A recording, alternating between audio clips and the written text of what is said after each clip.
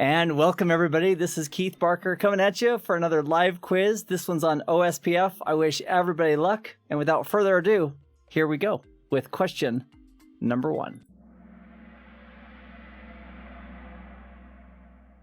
What is the default administrative distance for OSPF? Oh my gosh, the faster you answer and the more accurately you answer, the more points you get.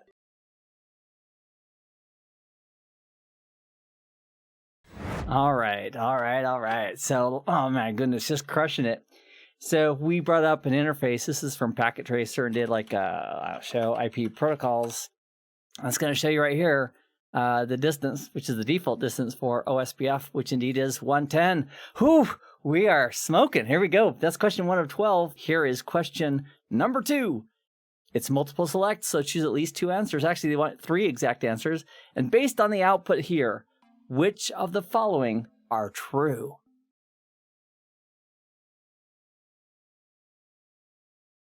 All right. Wow. Okay. So we got a lot of great answers on the board. At least, how is this possibly true? Let's bring in the diagram while I take a look at the answers here.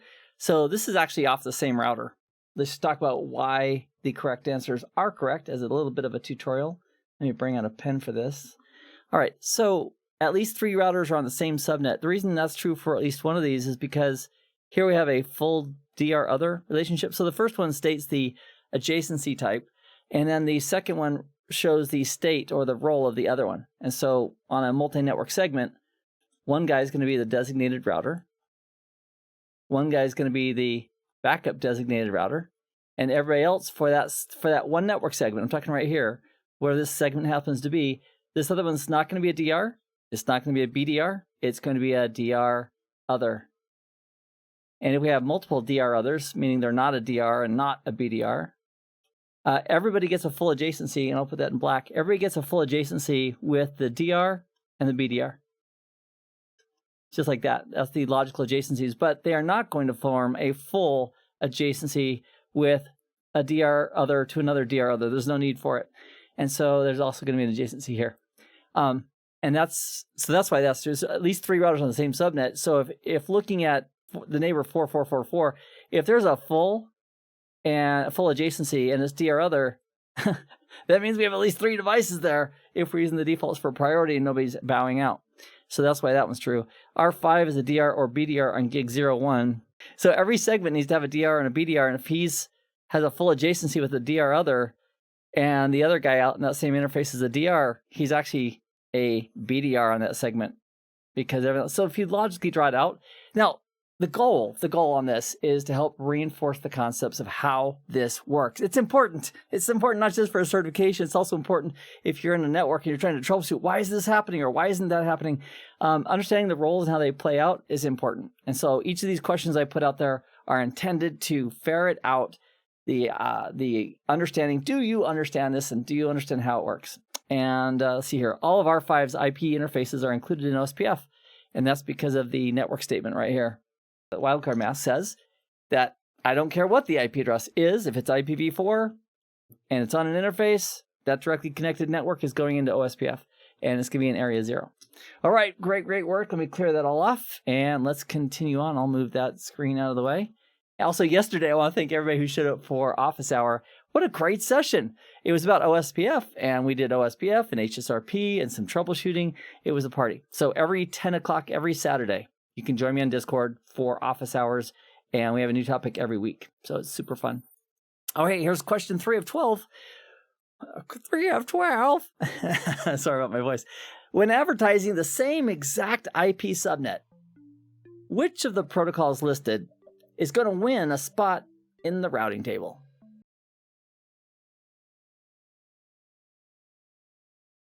Okay, when advertising the same exact IP subnet, and I'm kind of a visual learner, so let's go ahead and pretend it's the 10.67.83.0/ let's make it a 28-bit mask. So if you need to learn about IPv4 and subnetting and how to do it and what it means, check out the playlist called Subnet Saturdays right here on YouTube on my channel. It is free, and I think you'll love it, and you'll be able to answer any kind of subnetting questions and understand how it works if you watch those 11 videos. Okay, so if this network is advertised, that exact network is advertised. So we'll say R1 is the one who's going to learn it from all these different sources. If he learns it via external BGP, that's going to come in with an administrative distance of 20 by default. And the static route if it has a next hop address of like an IP address, like if it says IP route to get to 1067A3.0 with the 28-bit mask, use the next hop of 17.9.2.4, whatever it is, that static route by default is going to have an AD of 1. That's really low. Keep your eye on that one. Internal BGP has a default administrative distance of 200, and OSPF has a default administrative distance of 110. RIP is 120, ISIS is 115, OSPF is 110. That's the one that would win right here. And if you're wondering, well, how do we control who gets into the routing table? And once they're in the routing table, which ones are chosen, which routes are chosen? Check out the video called Why Routes Have to Win Twice. And that will walk through the exact details of how routes get in the routing table based on AD. And then once they're in the routing table, how the longest match after they're in the routing table, how the longest match of whatever routes are in the routing table are used. That is important information to know for Windows, for Linux, for Mac OS, for Cisco routers, for Juniper routers, for HP devices, for big IP appliances with F5, for Citrix, for you name it. Those concepts are going to be true as long as IPv4 is on the planet. And someday when IPv4 is gone, guess what? IPv6 is here, and those same concepts are true with IPv6 as well. All right, let's see who's in first place so far. Smiling Camel, followed by Fast Elephant, Snowy Emu, Focus Leopard, and Yellow Kitten. I have one thing to say about that. Meow. Moving forward, here we go. Question 4 of 12. Which of the following best describes the open shortest path first routing protocol?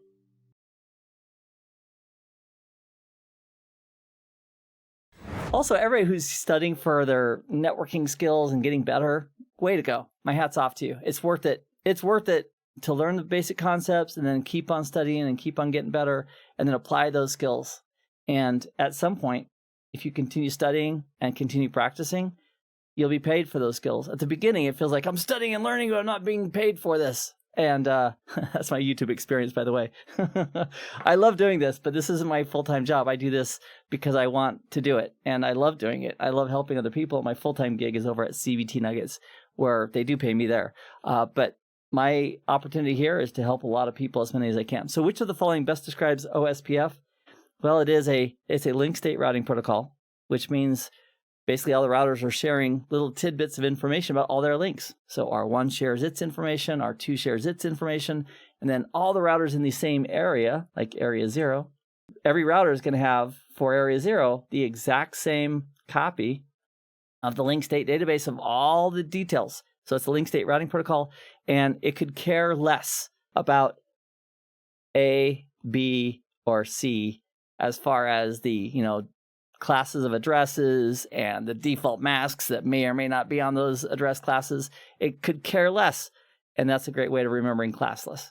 Where older protocols, like from decades ago that are still around, like RIP, especially RIP version 1, it cares. It's actually it's a class-full routing protocol. All right, OSPF, classless link state routing protocol. Great job, everybody. Let's continue on. All right, smile. Snowy Emu has moved up to first place. Competition's on. Here's question 5. What is the layer 4 protocol that's used by OSPF?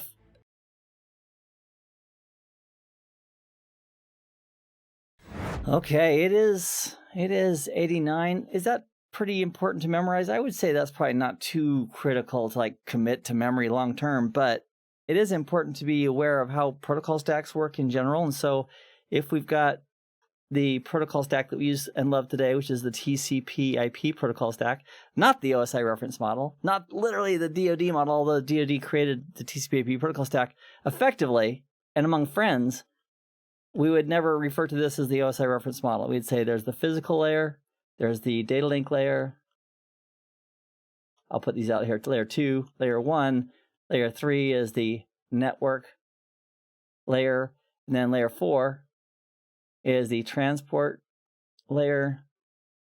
And then up here, We don't say levels 5, 6, or 7 anymore, not among friends, because we're not using any protocol stacks that keep those separate. So what in the OSI reference model would be layers 5, 6, and 7, we just call the application layer. So applications would be things like DNS, HTTP, HTTPS, other applications like that, services. So if we took a look at an OSPF hello at layer 4, we would see up here it's not using TCP, it's not using UDP, it's not using EIGRP's protocol, which is 88 at layer 4. It is literally using protocol number 89, and that's 89 in decimal. Okay, all right. I'm always curious. In fact, I'm also, yesterday in the office hour, we were looking at some detail regarding the link state advertisements with OSPF. And I looked at one round and I thought, why do we have a LSA type 5? And then somebody from the group said, oh yeah, you're injecting a default route, and that's an external LSA. But anyway, you don't need to worry about LSAs too much for CCNA. Just think of a link state advertisement as a little bit of information about some routes, and everybody in the same area is going to have the same information about all those little LSAs, and that way they can have a full picture and they can calculate the best path through a network. All right, clearing off my screen. Let's see who's on top at the moment. Whoa, Snowy Emu, still there. Followed by Yellow Kitten, Brave Dolphin, Glowing Owl, and Adorable Koala. Aww. Here's question 6. Having a lot of fun. It's multiple select. Make sure you choose 2 exact answers. No more, no less. Which OSPF network type uses a designated router, a DR?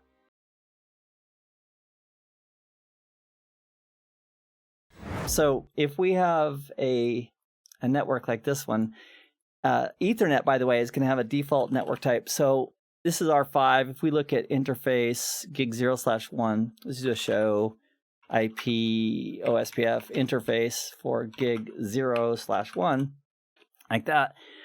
There's a lot of really great information here. I mean, no, it's a lot of output. It's like, oh, too long, didn't read. Well, if you're working on a network and you're working with Cisco devices or Juniper devices or HP, it pays to spend a moment looking at the output.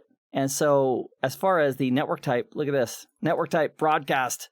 Even if we never saw this output before, we could probably ferret out that this router has the network type of broadcast. And that's the default for any kind of Ethernet interface. For serial, we're going to be using point-to-point. Anytime we have a network that is broadcast or non-broadcast, BROADCAST, that's going to involve a designated router. And if you have 2 devices on that same segment, there will be a backup designated router. And if you have a 3rd device on that same segment, it will be a DR other, meaning it won't be a designated router, it won't be a backup designated router, and that's how it works. The difference between a broadcast and non-broadcast from an OSPF network type is that with a broadcast, it's assuming it's going to see everybody's multicast hellos at 224.0.0.5. That's the multicast address, the local multicast address for OSPF. And if it's non-broadcast, it's assuming that it has to either have the administrator train a router with a neighbor statement saying, hey, your neighbor is, and you point to the IP address. And that's the way it primarily can learn about its neighbors. There's also a little bit behind the scenes about some dynamic options with that if one side is pointing. But in either case, broadcast or non-broadcast, both of those are going to use the DR or a BDR and a DR other if there's a 3rd device. And everything else, point-to-point, point-to-multipoint, is going to use no DR on the network segment that they are connected to. All right, let me move that out of the way.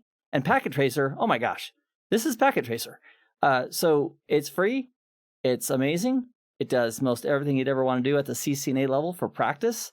And you can get a free copy of it just by going to netacad.com, signing up for a free account, downloading the latest version, and have at it.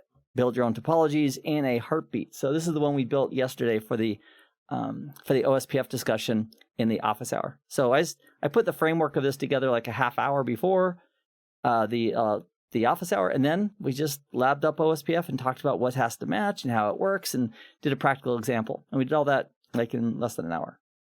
Okay, moving that out of the way. Glad you're all here.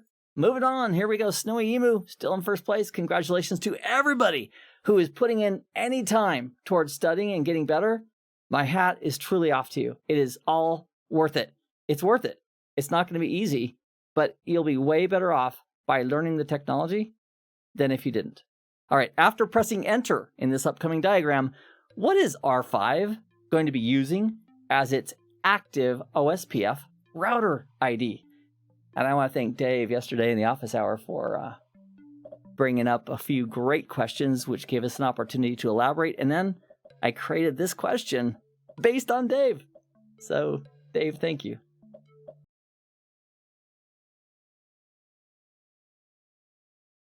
What's going on here? No. What Keith told me, I'll talk about myself in the third person here. Let me bring up a pen. And let me do this. All right. Here's what Keith told me. Keith told me there's a certain order when we start the routing process with OSPF. There's a certain order that it uses to identify its router ID. And the first one is it configured with, the router ID command, blah, blah, blah, blah. If it's not there, then it's going to be the highest IP address on a loopback interface. Now, it's not the highest loopback interface number, like a loopback 10 is higher than loopback 5, not the actual interface, but the actual IP address. For example, we had loopback 0, and its IP address was let's use different numbers, 9.9.9.9, and we had loopback 1, and its IP address was 8.8.8.8, which is higher. It's based on the IP address. So regarding loopback interfaces, the highest IP address would be loopback 0, its highest IP address on a loopback. And if there are no loopbacks, like, hey, I didn't create a loopback, I don't need a loopback, I feel strongly about not using loopbacks, whatever reason you decided not to use a loopback, if there isn't a loopback and you didn't configure a router ID, it's then going to use the highest IP on another layer 3 interface.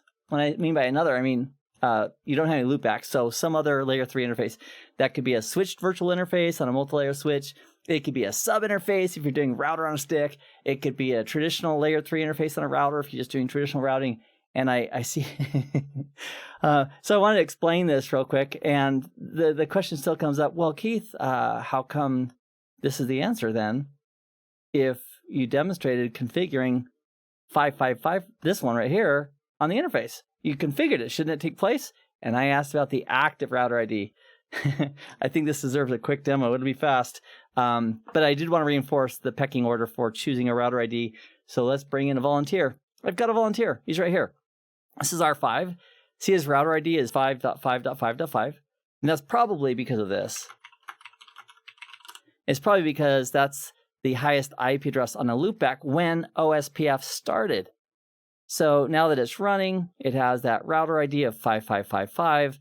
So this is OSPF process ID 1. So we'll do a config T. We'll go into router, spelled correctly, OSPF process ID 1. And then we'll configure a router ID, and we'll make this 55.55.55.55. And this is the point where the question is, after pressing enter, what is R5 going to use as its active router ID? It says, I'm not changing it. I don't want to botch up the whole network. But if you want to use the new router ID, you need to do this, clear IP OSPF process, and then say yes, and that will change the router ID. So if we do a do, I'm just doing a do command because I'm in configuration mode. So do and show IP OSPF, that'll work. See how it still has the router ID of 5555? And it will remain that way until we reboot this router or we restart the OSPF process, which we can do right here. With a clear IP OSPF process, press enter, YES for yes, and boom, it just reset. And now if we do a show IP OSPF, press enter, it's now using the new router ID. Don't shoot the messenger. But I wanted to make sure you knew that's how it works. And I wanted to also reinforce the order that the router ID is selected when OSPF first starts. Just think about that from the router's perspective. When OSPF first starts up, at that moment, is there a router ID configured? If there isn't, what's the highest IP address on a loopback? If there aren't any loopbacks, then what is the highest IP address on any interface, layer 3 interface. And if there is no IP address anywhere, OSPF is going to do this. Wah!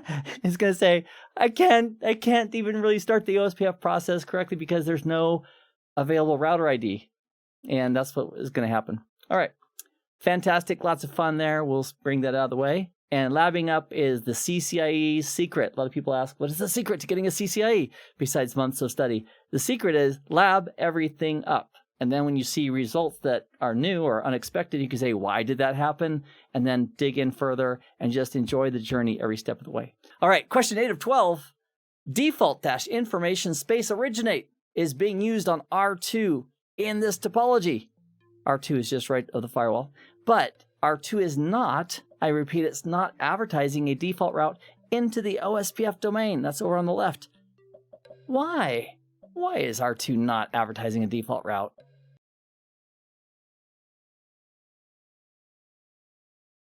So let's bring in this topology for a moment. And let's imagine that R6, this is one giant OSPF domain, and R6 is configured with OSPF. In fact, let's just take a peek. And let me bring this in real quick. And let's do a show run pipe section. This is a great way to just see portions of your running config without having to look through the whole thing and scroll up and down. So we'll do a section router. And there's our router configuration for OSPF. So it has default information originate. But if we look at show IP route, this router itself does not have, let me make it bigger. This router itself does not have a default route. And with default information originate, this command right here, as it is, if it's sort of like saying, I don't have a default route myself, so I don't want to lie to the rest of the network and let them know about, hey, send your traffic this way, because effectively that's what default information originate is doing. On a production gear, there's also an option of always, where you can type in default-information space originate space always, and that will advertise a default route to the rest of the OSPF domain, whether or not the router with this command has a default route.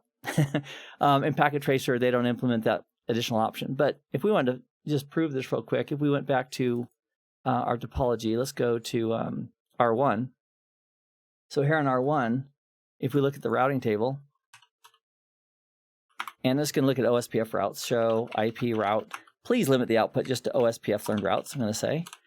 And you notice it does not have a default route, and that's because R6, which is over here, never advertised the default route because he doesn't have a default route. So we can fix that on R6 by adding a static default route, or adding a default route. So a static route, a default route can be implemented as a static route, and that's what I'm going to do right here. So IP route to get to anywhere. That is the syntax for a default route. The next hop is going to be 23.1.2. Whatever the real next hop is. And assuming that next hop is reachable, if we now do a show IP route, we'll just do static, saying please show us just your static routes. Now it has the static default route in its routing table, and as a result, because of this command right here, R6 is now advertising a default route out to the rest of the network. So now if we go back to R1, my hands will never leave my arms. A moment ago, it did not have a default route, and now it does. An external type 2. You don't really need to worry about an external type 2 and what that means as an LSA type 5 or anything like that. But what you do need to be aware of is that the default information originate without the always keyword will only advertise a default route if the router running that command in its OSPF configuration has a default route. So now the whole OSPF domain's happy. They all know about how to forward, they have a default route. So anything that doesn't more explicitly match in the routing table, like if this device right now pinged 50.40.30.10, there's no longer match in the routing table. So the last ditch effort is the default route. I call it the Obi-Wan Kenobi route. Help us, Obi-Wan. You're our only route that we have a chance of you. So anyway, all right, moving over and move that over and move that over. Oh my gosh, is networking fun? Networking is super fun, and a lot of you did super great on that. Thanks for giving me a moment to elaborate. Okay, top of the heap, Snowy Emu. Congratulations to everybody who is here. We are rounding down here. And question 9 of 12, place the OSPF neighbor states in the correct order. Good luck, everybody.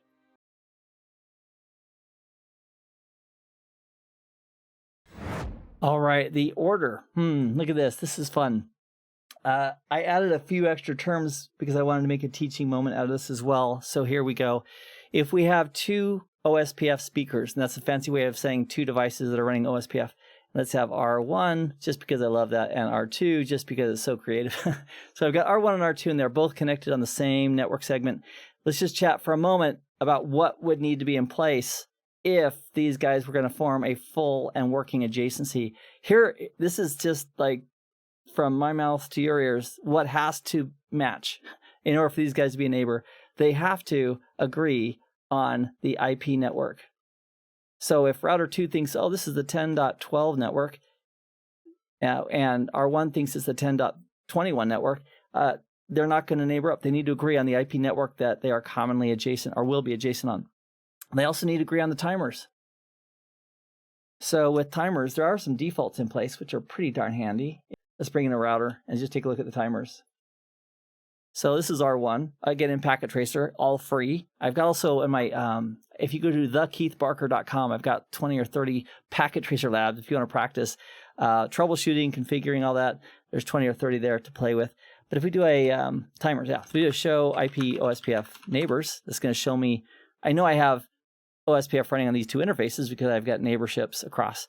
So if we look at the details for one of those interfaces, like show IP OSPF interface. Now, the show command can give us a lot of different information. We could do a show interface, and that's going to focus on just the general interface and packets and so forth that have gone through. If we do a show IP interface brief, that'll show us a reduced version of that. If we do a show IP OSPF interface, it's just showing us different information, sometimes the same information, but different groupings of information. So the way you get really good at which command would I run, the certification exam, they're not going to ask you, have you memorized all the commands? And they go, no, but do you understand how this works and what the configuration should look like? That's the kind of thing that you should be aware of. So show IP OSPF interface and enter. Actually, let me tag on the interface. Let me say interface gig 0/1. All right, and they'll just give us that one interface. So here it's showing us the timers right here. These are the default timers for a broadcast network, an OSPF network type of broadcast. And so if they match, that's great. The IP network has to match between them. So this is the 10.12.0 network because the mask there, 24 bits. What else needs to match to make this work? What else needs to match is, let's see here. The area. Yeah, that needs to match. The area number. So this router on this segment thinks that it's area 0. So if router 2 thought, this is area 2 or 1 or 5 or whatever, it didn't match up, it wouldn't work. Authentication has to match. So there's no authentication by default, but we could do something like this. We could do a good way of seeing that is show IP OSPF. Just show IP OSPF, that'll show us.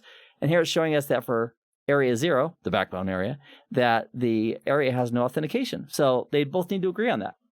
And if we were using authentication, whatever flavor of authentication we're using, we'd also have to then supply appropriate passwords on both sides so they could accept each other's hello and become adjacent. What else needs to match? IP network address is one. We have the timers, the area number, authentication. Also MTU is a factor. That's the maximum transmission unit for a frame. Sometimes on a multi-layer switch with a switch virtual interface, it's got like a 1504 and a router might have 1500, and sometimes that can cause grief. So we can tell OSPF to ignore that, but by default, it cares about that. And to see what the MTU is, this is gig 0/1. We can do a show interface all by itself for gig 0/1. Now you could just do show interface, press enter, and then scroll through all the interfaces. I'm just asking it to show me the interface characteristics just for that one interface. And there it is. It's still a lot of output, but near the top here, notice the MTU is 1500 bytes. So that needs to match. And by default, they have two routers on Ethernet. They're both Cisco. Very likely they're going to match using the defaults. If you connect to another device or like a Juniper or HP or a multi-layer switch with an SVI, it may be different. So IP network, timers, area number, authentication, MTU. Let's see if I'm missing anything else major. Let me scroll up a little bit here. Oh, the network type. Yeah, let's put that there too, because that's applicable. So I'm going to put network type. Now there's some wiggle room there, but if you're a CCNA, no wiggle room. So for network type, if one side says it's a broadcast network and the other side says it's a point-to-point, that means one side is going to be expecting somebody to be a designated router and a backup designated router, and the other side is going to say, hey, no DR needed, and they will not become adjacent, fully adjacent, because they don't agree on that fact. So we'll leave the minutia as far as how you could get around that by tweaking a few things and timers and so forth. However, let's just say that network type is also one of those. How many is there? 1, 2, 3, 4, 5, 6. I would say those are 6 common elements for an OSPF neighborship if you want it to work. If you don't want it to work, just don't run OSPF and it won't work. All right, let me clear that off. And let me move that out of the way. Thanks for spending some time with me today. We have just a few questions to go. So on the top, we still have Snowy Emu. Refuses to be moved. Nice. Here's question 10 of 12. Which wildcard mask only cares about matching on the very first octet of an IP address?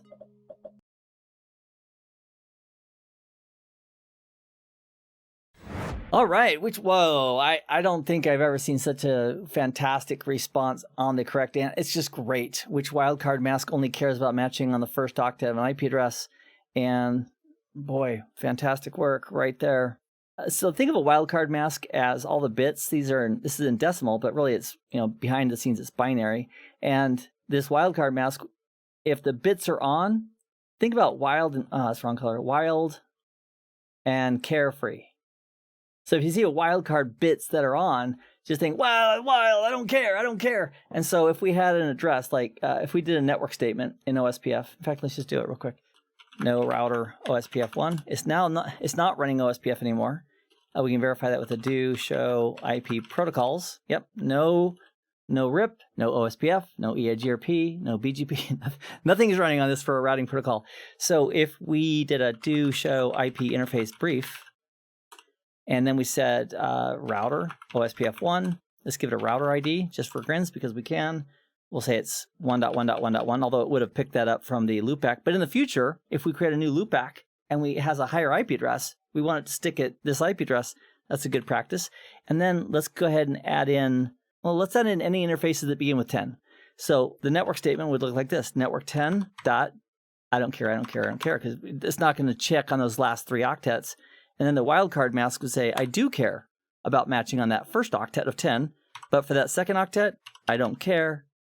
I'm wild, it could be anything. The third octet, I don't care. I'm wild, it could be anything. And for the fourth octet, it could be anything. And then we'll simply say anything that matches, anything that starts with 10 is going to be an OSPF, and we're going to tuck them into area 0, just like that. And we should have some neighborships that come up if we have any neighbors off of those interfaces, which we do, that too. So then if we do a show IP protocols, again, it's going to show us our network statement. So handy. It's like, there it is. And then if we do a show IP OSPF interface on a production, on a real device, it would show us, we'd have an option for brief, which I love, but show IP OSPF interface will still work. We scroll through it. So that's going to show us that we have exactly 2 interfaces that both started with 10. There's gig 00, there's gig 01, and the reason they both came up, they're both included, is because the interface IP addresses both begin with 10. And now, that doesn't mean that it's an 8-bit network. It's whatever networks are attached to those interfaces. So on gig 0/1 is the 10.12.0 network that would make it into OSPF. And on gig 00, it would be the 10.13.0 that would be advertised in those link state advertisements across the OSPF domain or OSPF area. And that's how that works. All right, lots of different ways of doing that. And that is certainly one of them. That's the one Cisco wants you to know for sure, though. And let's click on next. Ooh, Snowy Emu is over 11,000. Brave Dolphin, Yellow Kitten, Glowing Owl, and Amazing Otter. Love it. Okay, we've got 2 more questions, and then we're done. And if you want to join us afterwards on Discord, Kelvin is going to be presenting some amazing information on NetConf and RESTConf, which you won't want to miss if you're interested in network automation. Okay, so what has to... Oh my gosh, this is randomized. I'm so sorry for giving away the answers to this like less than 5 minutes ago. Have a good time. The faster you answer correctly, the more points you get. No pressure. Go, go, go, go, go.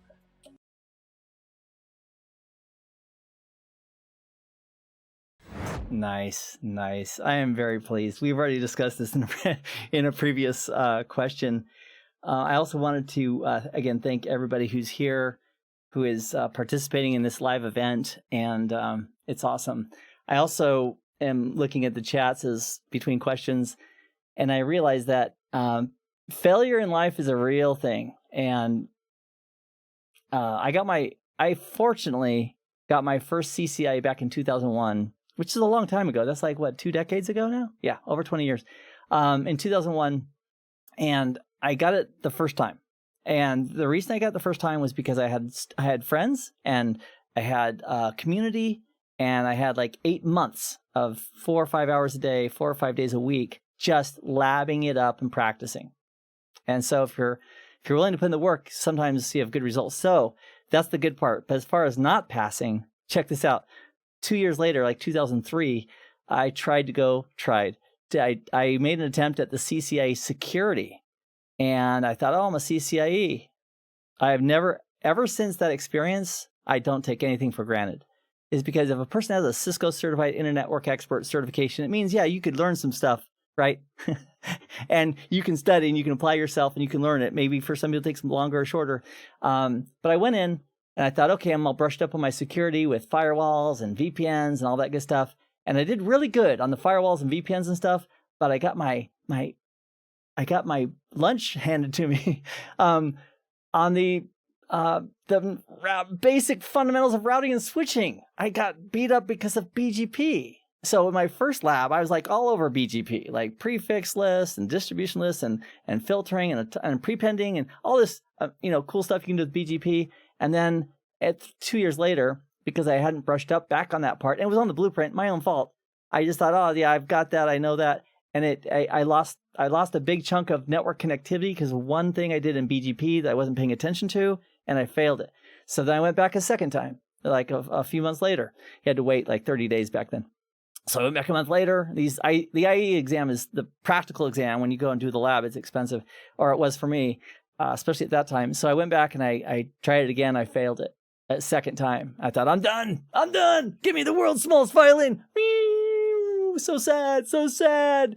Like, Keith Barker, you know what? You deserve it. You deserve everything you get.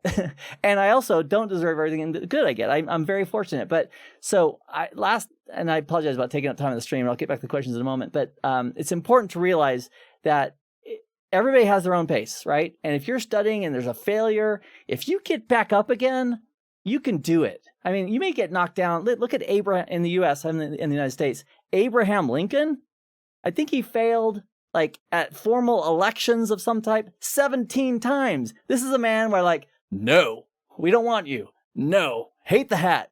No, don't like the beard. No, don't like your politics. No, don't like, over and over and over. And this guy, thank goodness, came back and, won. He won the presidential election and changed the course of history for a lot of people. And so that's fantastic. So I'm not comparing a CCA to winning the presidential election, but I went back the third time, more humble. And I said to myself, before I went back, I'm going to pretend like I'm going to practice like I've never won, like I've never been a CCIE. And so I labbed it all up. I practiced. I went back in. And by the time I got back to the airport in San Jose, which is where I took it at the time, I checked online and it had been graded already and I had passed. I was like, well, I still got chills. Okay. So if you're failing at something, don't let it stop you, right? You've got a lot of people that are here to support you. I'm one of them. I'm happy. We can't disclose anything on the CCNA exam, like I got this question and why is that answer? We can't do that, but we can talk a lot about any of the topics, how it really works. And the cool thing is the knowledge that you're learning right now and you're studying in CCNA is going to be helpful for you when you get to software-defined anything, because behind the scenes, guess what? With IPv4, ARP is not going away. Routing is not going away. We're putting overlays on all these networks, but the basic functions are not going away. And so it's going to be important to know. All right, off of my horse. If any of you are studying for your CCNA, you've had some failures or what have you, and you want to do a session with me, what we'll do is we'll benefit the whole community. So if you want to have a session with me, we'll put it on we'll go to a Discord room, we'll schedule it. We'll spend an hour, pretty tight hour, on a topic or a subject that you'd like more detail on, meaning you've already studied it a little bit, you just want to brush up and test your understanding, and we'll put everybody else on mute, and it'll be just you and I. And then everybody else can benefit from that, and at the end, we usually take a few questions. So that offer is open. I'm available. I've done that maybe 3 or 4 times, but I don't remember turning anybody down. Like, I don't recall ever somebody saying, hey, can I have an hour of your time and we'll do a study session on this topic that I'm really struggling with. I don't think I've ever turned anybody down. All right, so I'm available. Okay, my full-time gig is CBT Nuggets, but I do enjoy spending somewhere between 10 and 20 hours a week on my YouTube efforts to help people who want to get their CCNA and beyond. All right, moving on. This is the last question. What is the priority order for selecting a router ID in OSPF? Oh my gosh. Oh my gosh. We have covered this as well. The faster you answer correctly, the more points you get.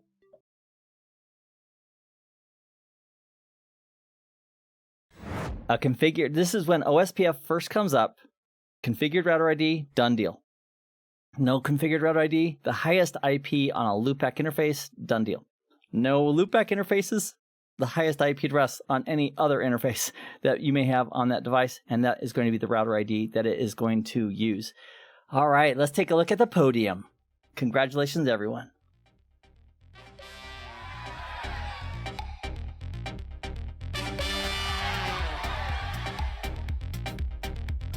$15,000 points.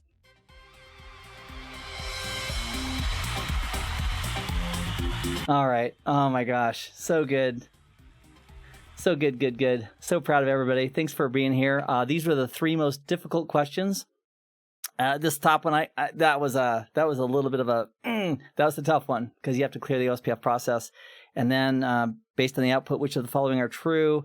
That was regarding OSPF neighborships and how many DRs are there and so forth, which is also a little bit, very thoughtful question. And then the layer 4 protocol. Don't worry about that one. But fantastic. And if I could just get some feedback from you, that'd be great. So on your app, or if you're logged on to the website to the game interface, go ahead and give me some feedback. And here's what I would like to do. Let me bring up this camera right there. I'm going to talk in the right camera today. Oh, also, for the recorded version of this, that's it. Everybody will see you in the next live quiz. And the recordings of these are all in my playlist at YouTube. So until the next event, take care.